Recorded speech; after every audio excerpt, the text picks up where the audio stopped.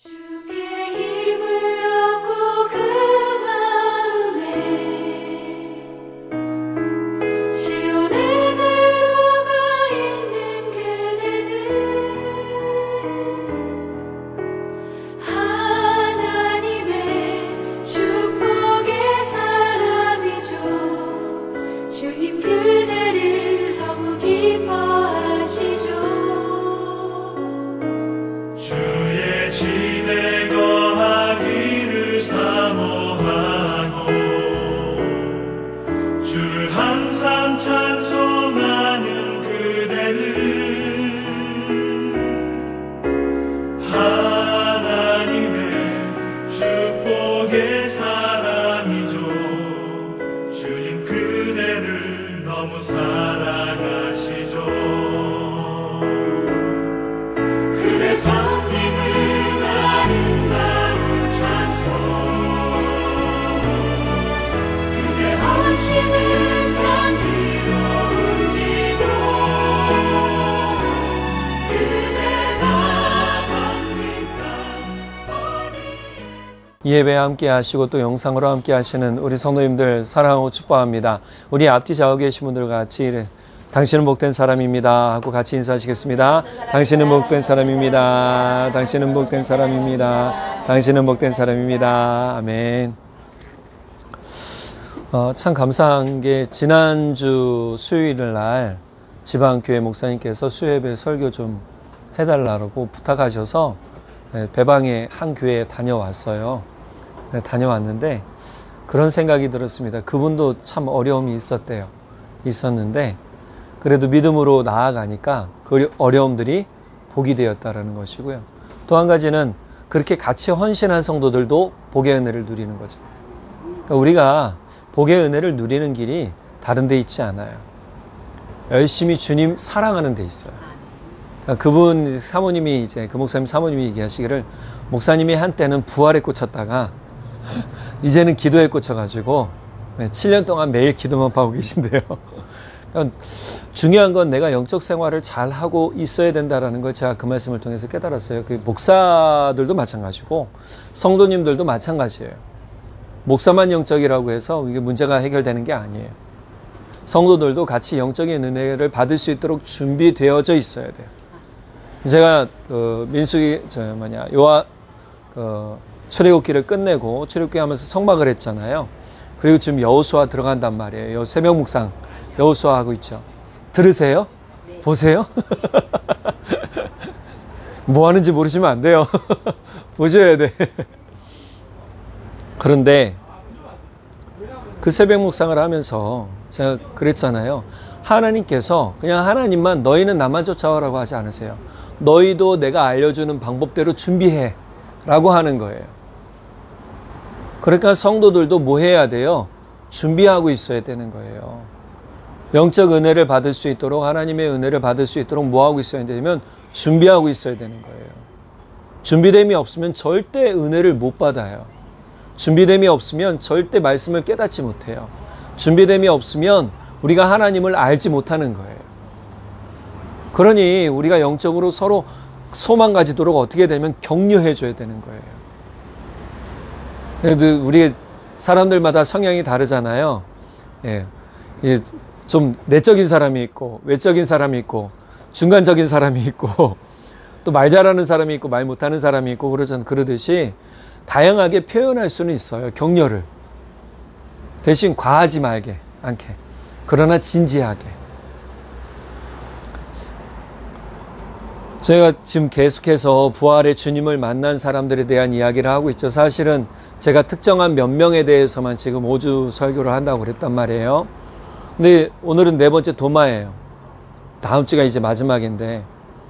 자, 도마를 하는데 사실 모든 제자들이 다 예수님 만났잖아요. 부활의 주님. 그런데 다른 사람들이 뭐 했다라는 내용이 없어요. 사실 이 도마라는 인물도요. 성경에 요한복음에 조금 자세히 나와 있지 마태, 누가, 또 마가복음에는요. 이름만 나와 있어요. 도마. 그러니 이 사람이 누군지 알 길이 없잖아요. 베드로라는 사람은 복음서에서든지 어디에서든지 잘 나와 있고 사도행전 1장부터 12장까지는 베드로 행전이라고 할 만큼 베드로의 사역의 일들이 많이 나와 있단 말이에요. 놀라운 기적의 일들도 많아요. 성도들이 기도하는 중에 감옥에 갇혔어요. 복음 전하는 중에 감옥에 갇혔어요. 갇혔는데 성도들이 어떻게 기도했냐면 제발 빼내달라고. 근데 진짜 천사가 와서 베드로를 옮겨 놓으셨어요. 광장 가운데 딱 옮겨 놓으셨어요. 그리고 성도들이 기도하는 처소에 찾아가서 문을 두드렸단 말이에요. 기도하던 성도 중에 가정에 어린아이가 있으니까 그 당시엔 가정에서 모이니까 가정의 아이가 문을 빼꼼 열어보니까 베드로 사도예요. 분명히 감옥에 있었는데 들어가서 뭐 했겠어요? 에이, 거짓말하고 문 닫았겠어요? 아니요. 들어가서 사람들한테 베드로 사도님이 나왔어요. 문 두드렸어요. 문 밖에 계세요. 사람들이 기도하다 말고 거짓말하지 마. 여러분, 이건 뭐예요? 내가 기도하고 있는 것에 대한 기도의 능력을 믿지 않고 있는 거예요. 이거 우리가 하고 있는 거예요. 지금 많은 사람들이 기도하고 나서도 에이, 거짓말하지 마.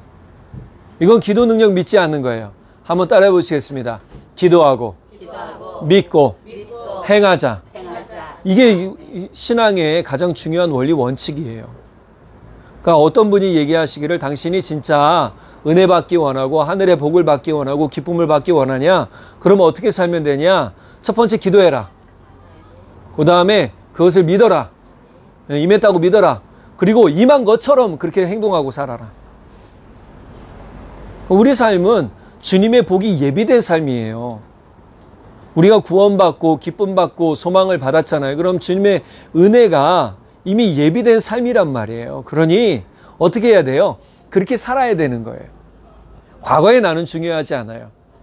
과거의 내 삶이 중요하지 않아요. 앞으로가 중요한 거예요. 현재와 앞으로가 중요해요.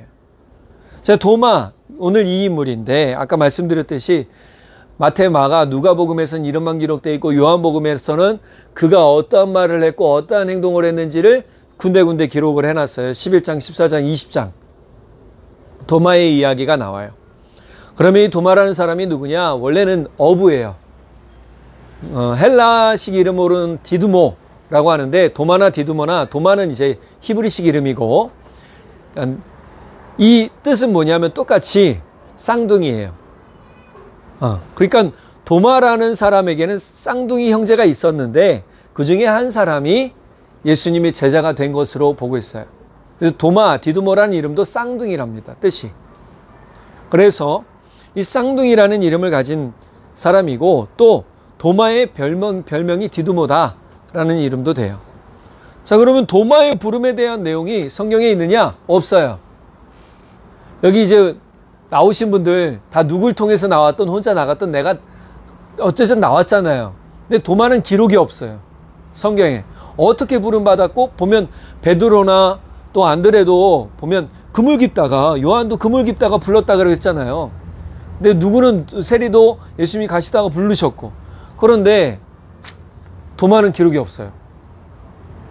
근데 참 희한한 건 우리 성경 66권에는 없지만 외경이라고 그래요. 성경 외 버전에서는요 도마 복음이라고 있어요. 그러니까 그 당시에 도마 공동체가 예수님을 증거하기 위해 마태, 마가, 누가 사복음서처럼 복음서를 쓴 거예요. 그래서 기록해서 남아있는 게 도마복음이라고 그래요. 도마는요 서기 52년 AC 52년경에 인도 남쪽 끝부분인 켈랄라 주 쪽에서 선교하다가 순교당했다라는 이제 구전이 전해지고 있어요. 대단하죠? 동아시아를 거쳐서 어디로 갔냐면 인도까지 들어간 거예요. 근데 인도까지 가서 첸나이라는 곳에 보면 도마의 언덕이라는 곳에 성당이 세워져 있답니다.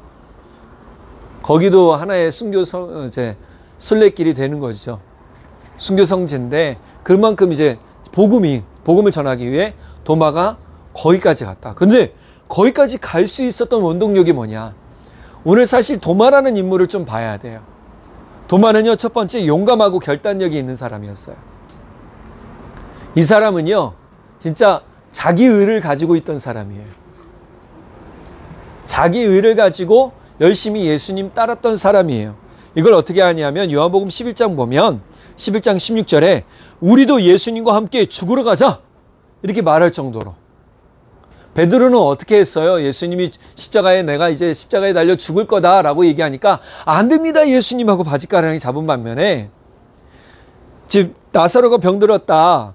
죽은 나사로 살리러 가자라고 하니까 이 도마는 조금 희한하게 생각했던 것 같아요. 나사로 살리러 가시나 보다가 아니에요. 죽으시러 가는 줄 알고 어때요? 우리도 죽으러 가자 이런 거예요. 죽으면 죽으리라 이거하고 좀 달라요. 이 사람은 어떻게 했냐면 어떤 약간의 염세주의적 그런 부분으로 이 세상이 힘들고 어려운데 그래 내가 까짓거 죽으면 죽지 하고 그런 마음으로 예수님 쫓아다녔던 인물로 볼 수도 있어요. 어떻게 보면 용기와 결단력이 있기도 하지만 또 한편으로는 이 도마라는 사람의 성품이 약간은 좀 염세주의적인 뜻이 뭐예요? 세상에 비판적이고, 그죠? 세상에 대해서 희망을 갖지 않고 소망이 없는 사람이 염세주의적인 거예요. 자, 다른 제자들도 마찬가지로 도마도 이 어려운 상황을 제대로 판단하고 있었다면요, 유대 땅으로 들어간다는 게 쉬운 일이 아니라는 걸 알 수 있었을 텐데 자포자기하는 의미로 가고 있었단 말이에요. 그러니까 이 이야기 자체는 도마는 용기스럽고 결단력이 있기도 했지만 다른 한편으론 이 사람이 이런 의도로 얘기한 게 아닐 수도 있겠네라는 것이죠. 그러니까 죽으면 죽으리라와 달라요. 왜냐하면 에스더의 죽으면 죽으리라는 얘기는요, 에스더는 민족을 구하기 위해서 내 목숨을 내놓겠다는 거고요. 까짓거 죽으면 죽지 뭐. 제가요 그런 얘기를 이제 청년들한테 들었어요. 오토바이 타잖아요. 까짓거 죽으면 죽는 거죠 뭐 이런 얘기예요. 이게 뭐예요? 염세주의적인 거예요. 우리가 말할 때 그런 거예요. 될 대로 되라. 그럼 이런 말은요 절대 옳은 말은 아닌 거죠. 자, 그 다음에 이 도마의 성품을 보니까 인본주의적인 사람이었다라는 거예요. 14장 5절에 보니까 주님, 저희는 주님이 어디로 가시는지 모르고 있는데 어떻게 그 길을 알겠습니까? 예수님께서 1절부터 4절까지 내가 너희의 집을 예비하러 간다 라고 하셨단 말이에요. 근데 난 그 길 간다.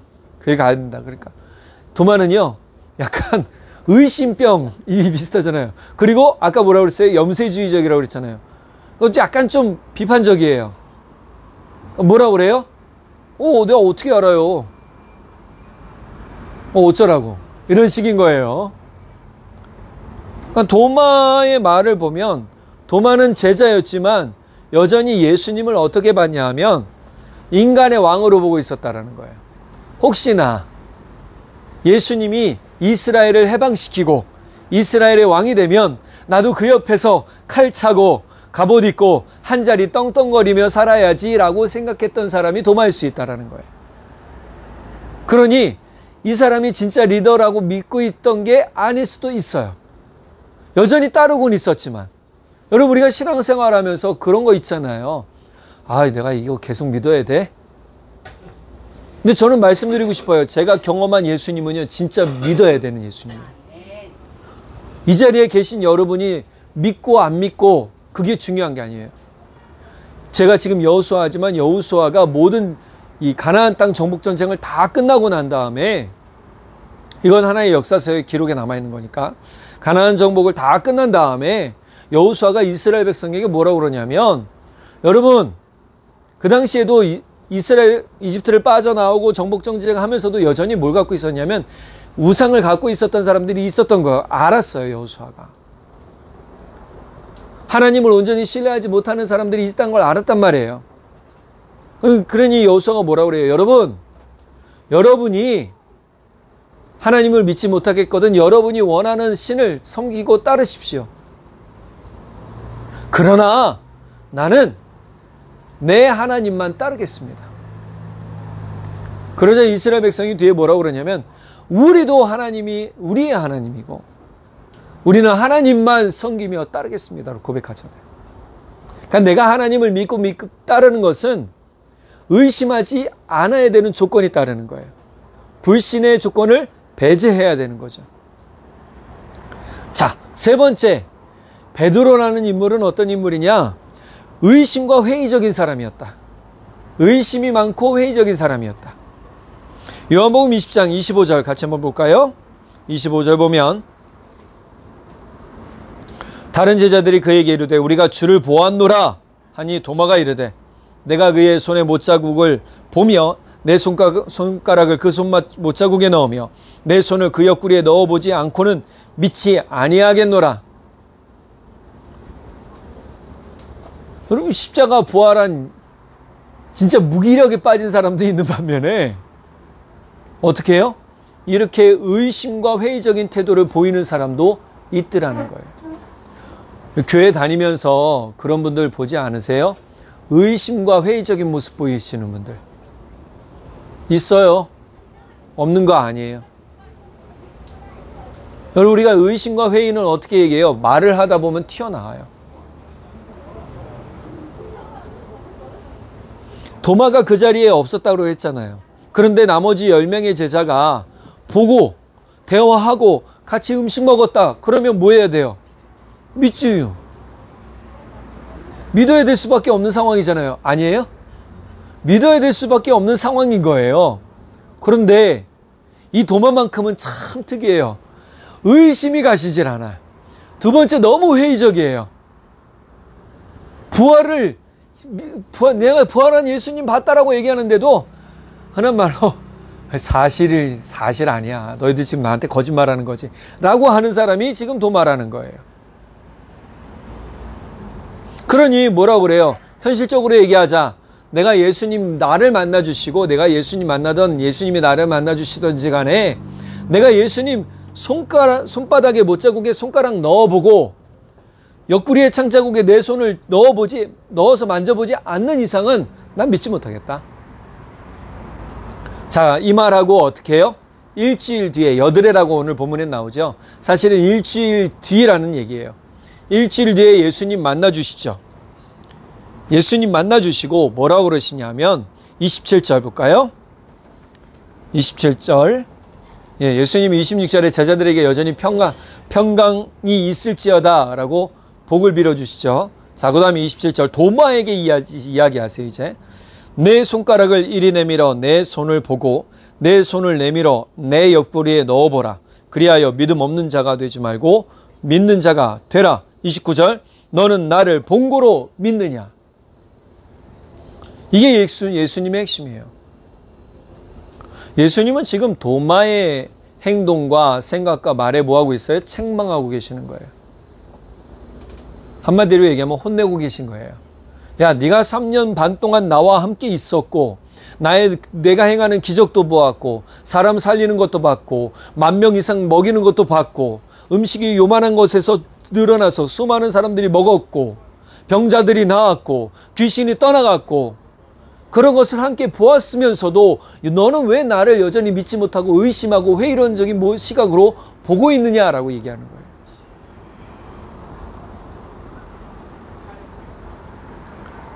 사실은요, 사람들은 교회 다니고 예수님 믿는다 하면서도요, 여전히 말과 생각과 마음의 태도에 어느 정도의 회의론적인 생각과 그런 부분들이 다 있어요.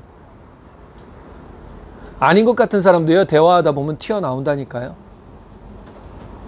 드러납니다. 사실 저도 부끄럽지만 그런 부분이 없다라고 말할 수 없어요. 그래서 제가 끊임없이 고백해요. 그런 생각이 들 때마다 주님 사랑합니다. 내가 주님을 믿습니다. 내가 예수님을 나의 구주로 고백합니다. 계속 그래요. 그 생각이 들 때마다, 사단이 주입시키려고 할 때마다. 왜 이렇다라고 얘기를 해요? 이러한 이유는요, 불가능, 이루어질 수 없는 것에 대한 염려와 걱정 때문인 거예요. 우리 다 염려 있잖아요. 걱정 있잖아요. 그리고 쉽게 포기할 길을 열어놔요. 아마 도마도 그랬을 수 있습니다.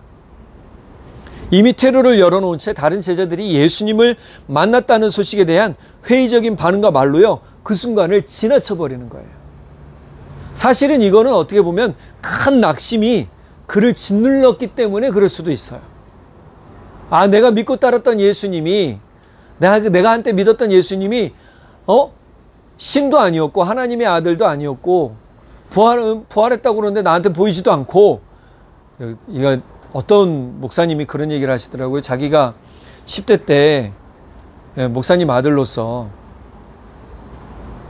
캠프 다니는데, 이제 청소년 캠프, 청년부 캠프 다니는데, 다른 옆에 친구들은 다 방언으로 기도하는데, 나만 못 받은 거예요. 지금 딱 이 상황인 거예요. 그러니 뭐예요? 하나님 나를 안 만나 주셨나 봐. 딱 이건 거죠.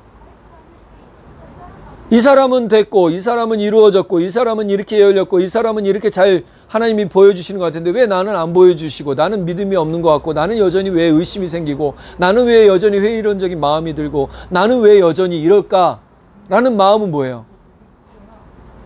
내가 그것에 대한 확신을 가지지 못하기 때문인 거죠. 목사님이 나중에 그 얘기를 하시는데, 나중에 당신도 받으셨대요. 책을 보니까 받으셨는데, 받고 보니까, 깊은 건 사실이더라. 우리 삶에서요, 회의론적인 시각을 가지면 절대로, 남과 비교해서는 절대로 은혜 받을 수 없어요. 그러니까 사실 어떻게 보면, 도마는 지금, 아니, 왜, 나도 별도로 만나주시지, 그들만 만나주셨나라는 마음이 들 수 있었던 거죠. 예수님은 하지만 그러지 않으셨어요. 그냥 지나치지 않으셨어요. 회의론적이고 의심이 많다고 해서 그 도마를 버리지 않으셨어요. 어떻게 하시냐면, 예수님은 의심 많고 회의적인 도마에게 나타나셔서 그의 손의 못자국과 창자국에 도마의 손가락을 넣어보고 믿으라고 말씀하세요. 우리가 예수님을 믿기로 작정하고 믿음의 길로 들어섰으면 따라해볼까요? 죽기 살기로 믿어보자. 네, 죽기 살기로 해봐야죠. 왜 내 삶을 대충 살아요? 대충 살 필요가 없잖아요. 주님이 내게 주신 은혜의 기쁨을 가지고 뭐 해야 돼요? 기쁘게 살아봐야죠. 감사로 살아봐야죠. 은혜로 살아봐야죠. 그러면 어떻게 해야 돼요? 죽기 살기로서 믿어봐야죠.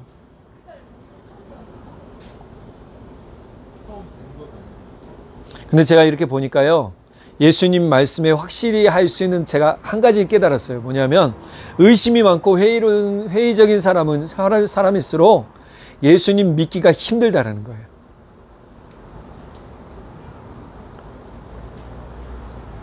예수님은 도마에게 너의 나를 향한 의심과 회의적인 시선과 마음을 깨부시고 나를 믿어라 라고 지금 말씀하시는 거예요. 지금 우리 안에 있는 의심과 회의적인 부분들 다 예수님의 이름으로 깨부시기시를 간절히 바랍니다. 깨부셔야 됩니다. 그래야 예수님 믿는 믿음이 내 안에 생기게 되는 거예요. 로마서 14장 22절 23절에 보면, 이런 문제는 하나님 앞에서 여러분의 믿음대로 하십시오. 자기가 옳다고 생각하는 일을 할 때 죄책감을 느끼지 않는 사람은 행복한 사람입니다. 그러나 의심을 하면서 음식을 먹는다면 그것은 믿음으로 먹는 것이 아니기 때문에 죄가 됩니다. 그러므로 믿음으로 하지 않는 것은 모두 죄입니다. 여기서 바울 사도가 이야기하는 부분은 뭐냐면, 바울 사도가 이 당시에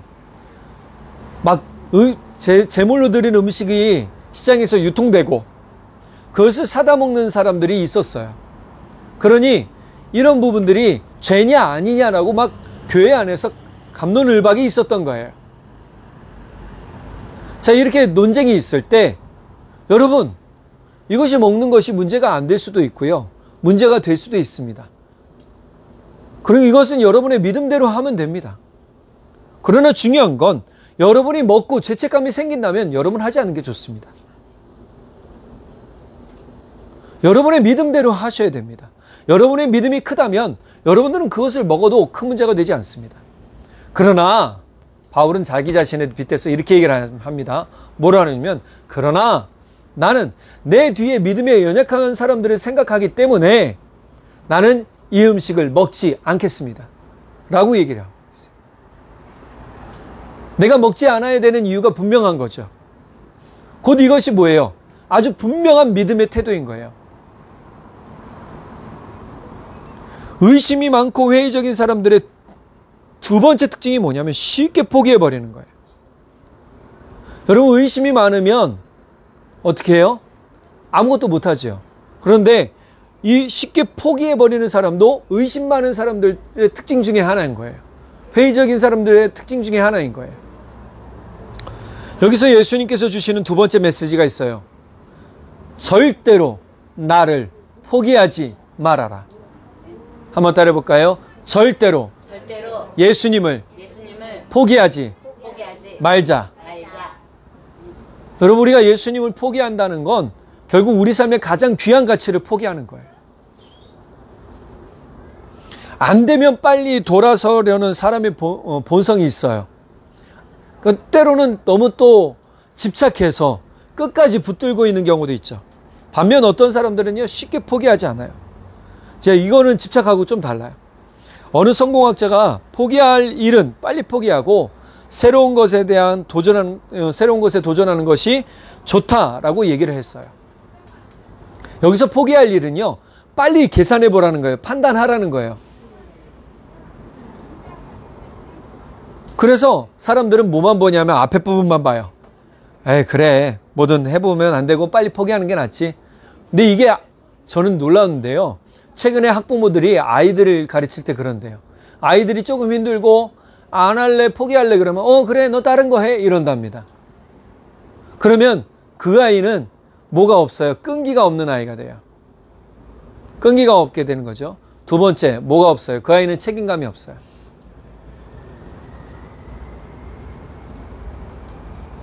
자, 이렇게 빨리 포기하는 사람들은요, 절대로 열매를 거둘 수가 없어요. 절대로 열매를 거둘 수가 없어요. 야고보서 1장 6절에서 8절 우리 같이 한번 읽어볼까요? 주보에 나와 있는데 같이 한번 읽어보겠습니다. 시작. 믿음으로 구하고 조금도 의심하지 마십시오. 의심하는 사람은 바람에 밀려 출렁거리는 바닷물결과 같습니다. 그런 사람은 주님께서 무엇을 받으리라고 생각해서는 안 됩니다. 이는 이중인격자이며 언제나 자기가 하는 일에 갈피를 못 잡고 흔들리는 사람입니다. 그러니까 우리가 무엇을 받기를 소망하고 원하는데도 불구하고 여전히 의심하며 회의적인 시각과 태도와 말을 하고 있다면 우리는 받을 생각하지 말라는 거예요. 좀 직설적으로 얘기하고 있는데요, 바울 사도가 뭐라고 그래요? 야고보 사도가 뭐라고 그래요? 이런 사람은 이중인격자라는 거예요. 한번 좀 내 가슴에 손을 얹고 나는 어떤 사람인가? 진짜 믿음으로 기도하고 기다리는 사람인가? 그럼 열매는 어떻게 맺혀지는가? 예수님이 정확하게 알려주신 말씀이 요한복음 15장 5절에 있습니다. 나는 포도나무이고 너희는 가지다. 사람이 내 안에 살고 내가 그 사람 안에 살면 그는 많은 열매를 맺는다. 나를 떠나서는 너희가 아무것도 할 수 없다. 그럼 우리가 예수님을 포기하지 말아야 되는 이유가 여기 있는 거예요. 우리 삶에 다 열매 맺기 원치 않나요? 다 열매 맺길 원하시죠? 다 무엇인가 결과를 얻길 원하시죠? 그렇다면 여러분, 절대로 예수님 포기하시면 안 됩니다. 예수님 떠나시면 안 됩니다. 어떤 상황이라도 예수님 떠나서는 절대로 열매 맺을 수가 없다라는 거예요. 그러니 여기도 잠깐 기웃거려보고 저기도 잠깐 기웃거려보고 이것도 잠깐 기웃거려보고 에이 다 안 되나 보다. 이게 회의적인 거죠. 그렇게 포기하는 사람은 열매가 없는 거예요. 결과적으로 아이들한테 쉽게 너 하기 싫어? 알았어, 다른 거 해. 그리고 3개월, 6개월 잠깐 하면 맛은 봤지만 뭐는 없어요. 거기에 뛰어난 건 없는 거죠. 만약에 글씨를 제대로 쓰려고 해도 제가 글씨를 못 쓰는데 악필인데요. 그때 만약에 이제 향교를 열심히 한 몇 년이고 맞아도 다녔다면 글씨가 늘었을 거예요. 근데 제 마음대로 쓰다 보니까 악필이 된 거죠. 근데 그거 가르쳐 주는 대로 잘 했다면 마찬가지입니다. 우리가 신앙의 열매를 맺을 수 있는 것은요, 지금 우리가 말씀을 잘 듣고 행하는 데 있는 거예요. 예수님 떠나지 않는 데 있는 거예요. 도마를 통해서 우리에게 주시는 마지막 메시지가 뭐냐 하면 29절입니다. 보지 않고 믿는 자는 정말 행복한 사람이다. 오늘 말씀 29절 볼까요? 보지 못하고 믿는 자들은 복되도다. 복되다라는 말을 현대인의 성경에서는요, 행복한 사람이다. 너희들은 나를 보고 믿니? 그런데 여러분, 지금 우리가 예수님 보고 믿나요? 안 보고 믿잖아요. 믿기로 또 작정했잖아요. 얼마나 행복해요. 이런 사람이 행복한 사람이다라는 거예요. 이런 사람이 복이 있다라고 얘기하고 있어요.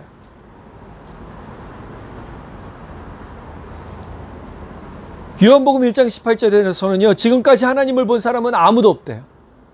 실제로 그래요. 그럼에도 불구하고요, 하나님을 알아요. 어떻게 알아요? 말씀을 통해서 알잖아요. 예수님께서 태어나시고 예수님의 말씀을 통해서 알잖아요.